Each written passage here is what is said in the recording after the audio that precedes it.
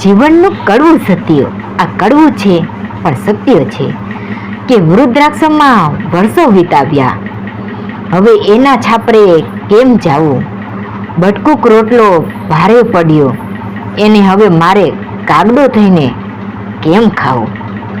સમજાય તેને વંદન. સાચી વાત ને? તમારી નિંદા કરવા વાળાનું પણ હંમેશા સન્માન કરજો મિત્રો, કારણ કે તમારી ગેરહાજરીમાં પણ એ લોકો તમારું નામ ચર્ચામાં રાખે છે. સાચી વાત ને? જીવન પસ્તાવામાં ના વિતાવો મિત્રો, કંઈક એવું કરો કે જે તમને છોડી ગયા છે ને એ પસ્તાય. સાચી વાત ને?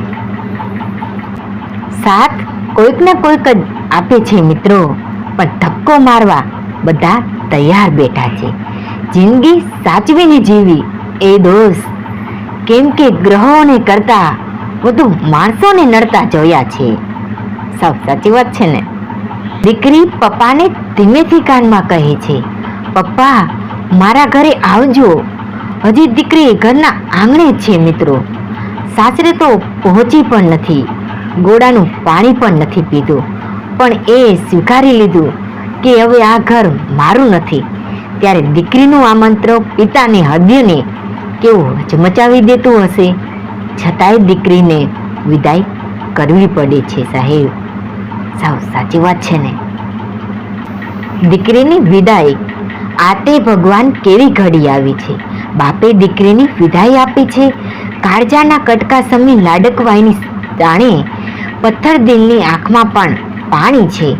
લઈને આવી કેટલું પૂછે છે દુનિયા, લઈને આવી કેટલું પૂછે છે દુનિયા, એટલું તો પૂછો ખરા કેટલું છોડીને આવી છે.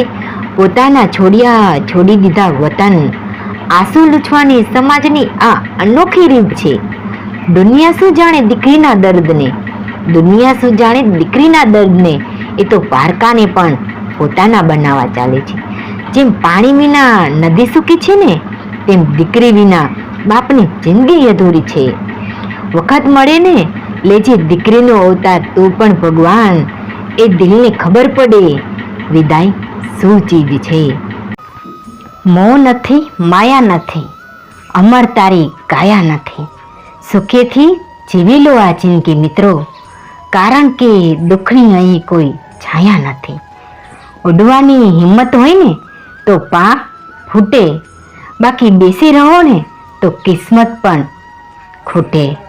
નથી મળતું કોઈ કશું મહેનત કર્યા વગર, મળ્યો મને મારો પડછાયો પણ તડકે ગયા પછી. આ સમજજો, સમજે તેને વંદન કરું છું. જો સમજો તો વિડીયોને લાઈક છે ને સબસ્ક્રાઈબ જરૂર કરી દેજો. મનનું નમવું ખૂબ જરૂરી છે, ખાલી માથું નમાવાથી ભગવાન નથી મળતા મિત્રો. સાવ સાચી વાત છે ને? હકીકતથી સામનો થયો ને ત્યારે ખબર પડી, લોકો તો ખાલી વાતોથી જ આપણા છે. સાવ સાચી વાત ને? સમજાય તેને વંદન. જો